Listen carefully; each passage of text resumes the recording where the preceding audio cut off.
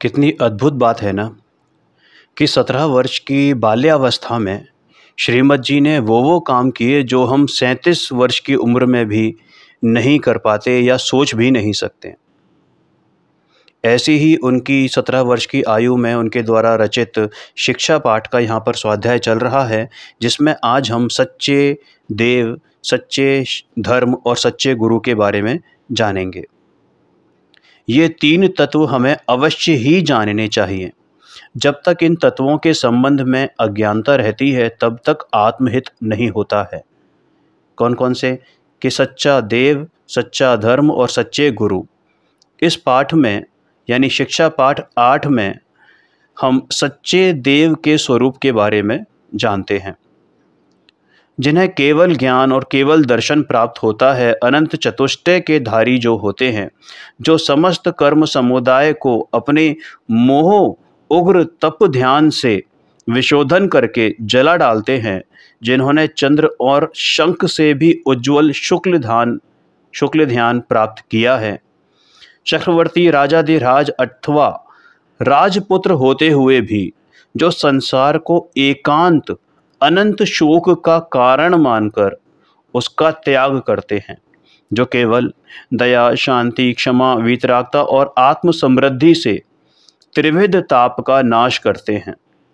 संसार में मुख्य माने जाने वाले ज्ञानावरणीय, दर्शनावरणीय, मोहिनीय और अंतराय, इन 4 घातीय कर्मों की भस्मीभूत करके जो स्वरूप में विहार करते हैं, रमण करते हैं, जो सर्व कर्मों के मूल को जला डालते हैं, जो केवल मोहनीय जनित कर्म का त्याग करके, है ना, निद्रा जैसी तीव्र वस्तु को एकांततः दूर करके यानी सर्वतः दूर करके शिथिल कर्मों के रहने तक उत्तम शील का सेवन करते हैं, जो विरागता से कर्म ग्रीष्म यानी कर्म की उष्णता से अकुलाते हुए पामर प्राणियों को परम शांति प्रदाता होते हैं, सद्बोध का बीज देते हैं।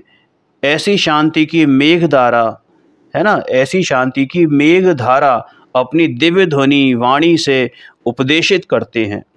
किसी भी समय किंचित मात्र भी संसारी वैभव या संसारी विलास का स्वप्नांश भी जिनको नहीं है, जो कर्म दल का क्षय करने से पहले छद्म दशा मानकर श्री मुखवाणी से उपदेश नहीं करते, ठीक है ना, यानी केवल ज्ञान होने से पहले उनका उपदेश नहीं होता है। जो 5 प्रकार के अंतराय, हास्य, रति, अरति, शोक, भय, जुगुप्सा, स्त्रीवेद, पुरुषवेद, नपुंसक वेद, है ना, मिथ्यात्व, अज्ञान, अप्रत्याख्यान, है ना, राग, द्वेष, निद्रा और काम, इन 18 दोषों से रहित हैं, जो सच्चिदानंद स्वरूप में विराजमान हैं और जिनमें मोह उद्योत कर 12 गुण प्रकट होते हैं, जिनका जन्म और मरण अनंत संसार चला गया है। उन्हें निर्ग्रंथ आगम में सद्देव यानी सच्चे देव कहा है। वे दोष रहित शुद्ध आत्म स्वरूप को प्राप्त होने से परम पूजनीय परमेश्वर कहलाते हैं। जहाँ इन 18 दोषों में से एक भी दोष होता है, वहाँ सद्देव का स्वरूप नहीं है।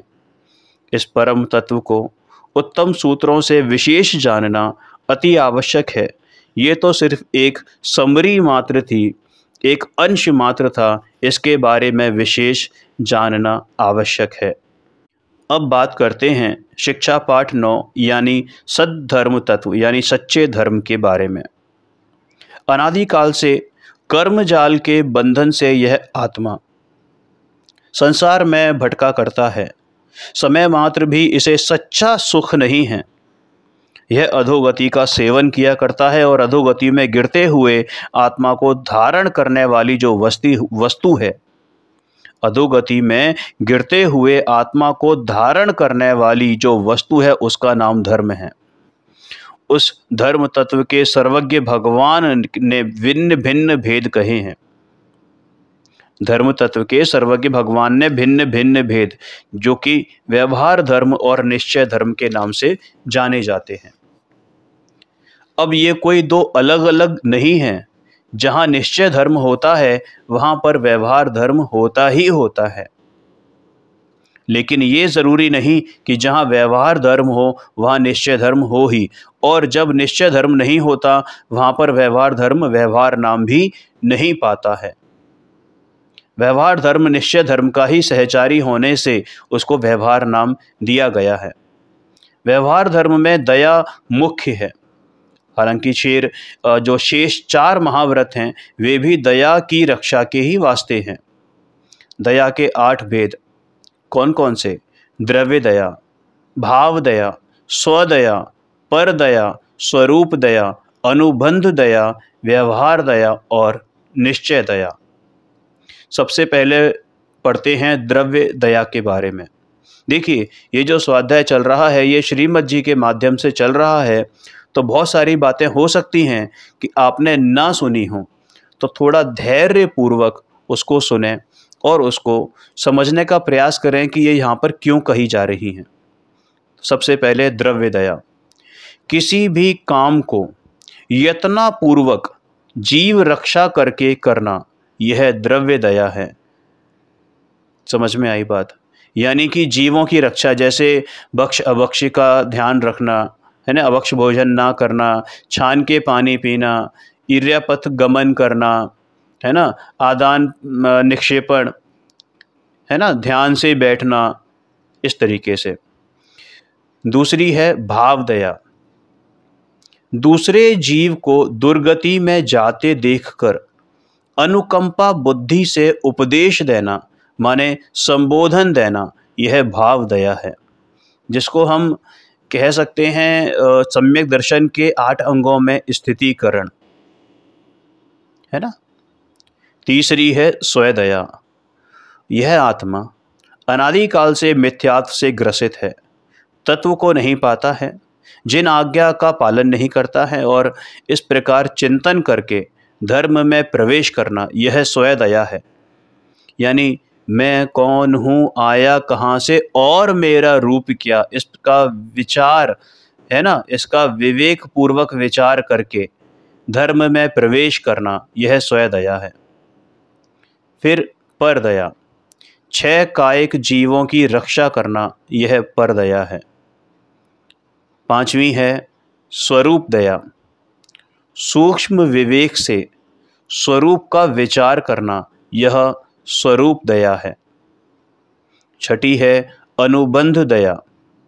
गुरु या शिक्षक का शिष्य को कड़वे वचन से उपदेश देना, यह देखने में तो अयोग्य लगता है परंतु परिणाम में करुणा का कारण है, इसका नाम अनुबंध दया है।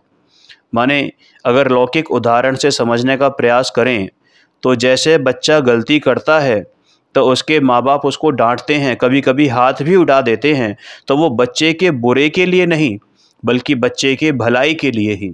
जैसे कोई बच्चा पूरे दिन भर गायब रहा और रात को लेट घर पर आया और उसकी मम्मी उसको चीखते हुए कहती हैं कि निकल जा घर से, अब वापस आया तो टांगे तोड़ दूंगी, तो क्या उसके भाव में या उसके मन में ये भावना रहती है कि अब इसको मैं घर में एंटर नहीं करने दूंगी या इसकी टांगे तोड़ दूंगी? बल्कि वो चाहती है कि उसका बच्चा सुरक्षित रहे, उसका बच्चा गलत संगत में ना पड़े। समझ में आया ना? तो इसलिए कहते हैं इसको अनुबंध दया। दिखने में तो ऐसा लग रहा है कि वो कितनी क्रूर है, लेकिन एक्चुअल में अंदर करुणा है। 7वीं है व्यवहार दया। उपयोग पूर्वक और विधि पूर्वक दया पालने का नाम व्यवहार दया है। 8वीं है निश्चय दया, सबसे इम्पोर्टेंट, क्योंकि इसके बिना सारी दया अदया ही है।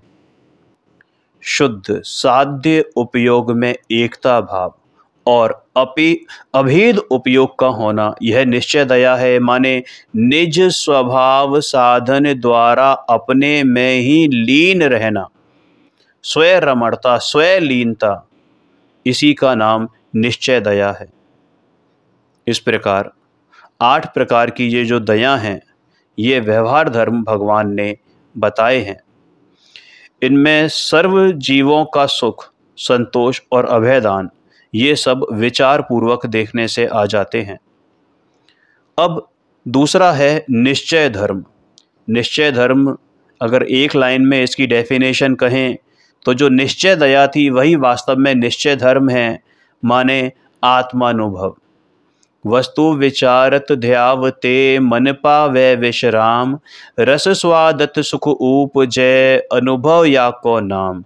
अनुभव चिंता मणि रतन, अनुभव है रसकूप, अनुभव मार्ग मोक्ष को, अनुभव मोक्ष स्वरूप। तो ये अनुभव, आत्मानुभव, स्वानुभव, जिसमें सर्व जीवों का सुख, संतोष और अभय दान वगैरह जितने भी दान हैं, जितनी भी दया है, सब समाहित हो जाती हैं, है ना। यह संसार मेरा नहीं, मैं इससे भिन्न, परम असंग सिद्ध सदृश यानी सिद्ध स्वरूपी, सिद्ध समान सदा पद मेरो, ऐसा शुद्धात्मा, ऐसी आत्म स्वभाव वर्तना, यह निश्चय धर्म है। जिसमें किसी प्राणी का दुख, अहित या असंतोष रहा है, वह दया नहीं है, और जहाँ दया नहीं है वहाँ धर्म नहीं है। अरिहंत भगवान के कहे हुए धर्म तत्व से सर्व प्राणी अभय रहते हैं। आज के लिए इतना ही। अगली कक्षा में इसमें सच्चे गुरु का धर्म यानी सच्चे गुरु का तत्व समझेंगे, उसका स्वरूप समझेंगे। सादर जय जिनेंद्र।